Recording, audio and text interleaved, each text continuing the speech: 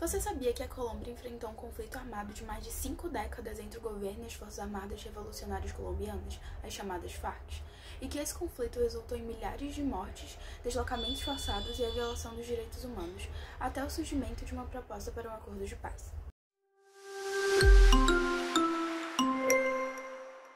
Eu sou a Márcia Sodré, da primeira fase de Relações Internacionais da UFSC, e no episódio de hoje da série RI Talks, iremos abordar o acordo de paz entre o governo colombiano e as FARC. As FARC foram uma organização guerrilheira da Colômbia, fundada em 1964 como braço armado do Partido Comunista, seguindo uma ideologia marxista-leninista. Organizada como um grupo armado de camponeses em resposta à desigualdade social e econômica e ao conflito político da Colômbia, elas predominantemente eram formadas por guerrilheiros rurais. O ponto que culminou para que o governo propusesse um acordo de paz foi um complexo de fatores internos e externos, como pressão internacional e nacional. A comunidade internacional, como a ONU e a União Europeia, pressionaram e apoiaram a ideia de um acordo. A União Europeia criou projetos para a implementação do acordo de paz. Além disso, anunciou um fundo de 600 milhões de euros para apoiar essa implementação. Também criou um fundo fiduciário que mobilizou recursos de vários Estados-membros para financiar projetos relacionados à paz e desenvolvimento da Colômbia. Outro ponto que culminou para esse acordo foi a fadiga do conflito. Após mais de 5 décadas de conflito, o custo humano e econômico para a Colômbia era enorme, milhares de mortos e grandes impactos para a economia. As negociações que se tornariam o acordo de paz definitivo entre as FARC e o governo colombiano se iniciaram em 2012, durante a administração de Juan Manuel Santos. As negociações quase não foram para frente, pois em 2014 Santos quase não conseguiu a reeleição.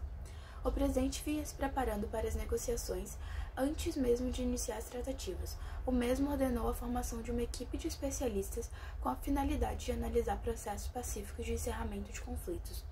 Por fim, foi criado um modelo de negociação que consistia em 3 fases: a fase exploratória, negociação e de implementação. Após a primeira fase ser finalizada, foi assinado um acordo chamado Acordo Geral para a Terminação do Conflito e a Construção de uma Paz Estável e Duradoura.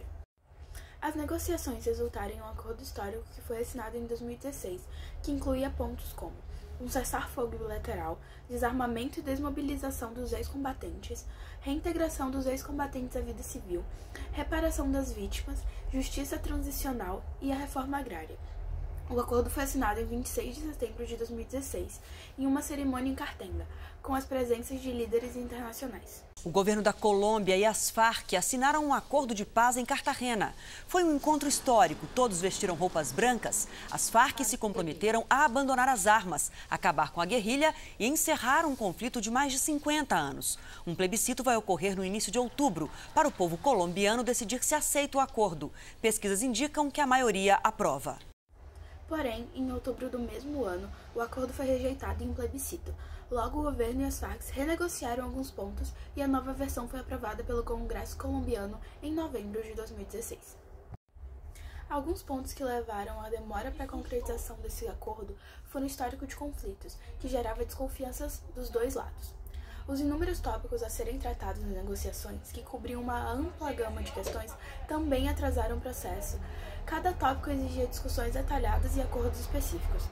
Pressão internacional também foi um ponto que culminou para o longo processo, pois a comunidade internacional exerceu pressão para que o acordo abordasse os direitos humanos, promovendo assim medidas de reparação às vítimas. Outro ponto que contribuiu para esse longo processo foram os aspectos técnicos e logísticos. Era necessário um plano seguro e eficaz para desarmar e reintegrar os combatentes, além de criar um sistema de reparação às vítimas. Por fim, outro ponto foram os grupos existentes, que foram grupos que surgiram dentro das FARC que continuaram a violência, dificultando ainda mais o processo. Um ponto importante a se abordar é o papel dos agentes internacionais que foram cruciais para que o acordo de paz fosse bem sucedido. São eles a ONU e a União Europeia, essa última que, além dos outros pontos citados anteriormente, também ofereceu uma assistência técnica ao governo a fim de ajudar na implementação de políticas de desenvolvimento rural e de reforma agrária, essa que era uma parte crucial do acordo. A União Europeia desempenhou um papel importante na coordenação dos doadores internacionais, garantindo que os recursos financeiros e técnicos fossem alocados de maneira eficaz para apoiar a implementação do acordo. A ONU também desempenhou um papel importante no processo de acordo, atuando como um facilitador nas negociações de paz entre o governo e as Farc.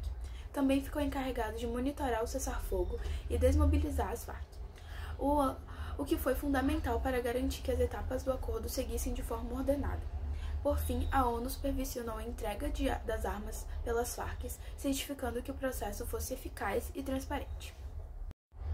Percebe-se então que, no contexto atual do século XXI, de complexificação do sistema internacional, atores não estatais como blocos econômicos regionais e organizações internacionais passam a participar efetivamente não só de suas pautas internacionais, mas como também conflitos internos que podem ter impacto indireto na esfera internacional. A teoria da balança de poder é um conceito central das relações internacionais, que sugere que a estabilidade é alcançada quando o poder é distribuído de forma relativamente equilibrada entre nações ou grupos dentro de um país. O Acordo de Paz redistribuiu o poder da Colômbia, transformando as Farc de um grupo insurgente em um participante político legítimo, o que teve efeito estabilizador na política interna, apesar dos desafios persistentes. Entretanto, a retirada das Farc das áreas rurais deixou um vácuo de poder, dando espaço a outros grupos armados ilegais, dificultando a governança e segurança do local.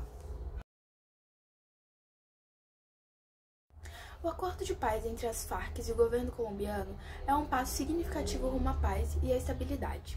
Apesar dos percalços no caminho, ele representa um exemplo de como a diplomacia e a negociação podem transformar conflitos fundamentalmente enraizados. Eu sou Márcia Sodré e obrigada por assistir até aqui.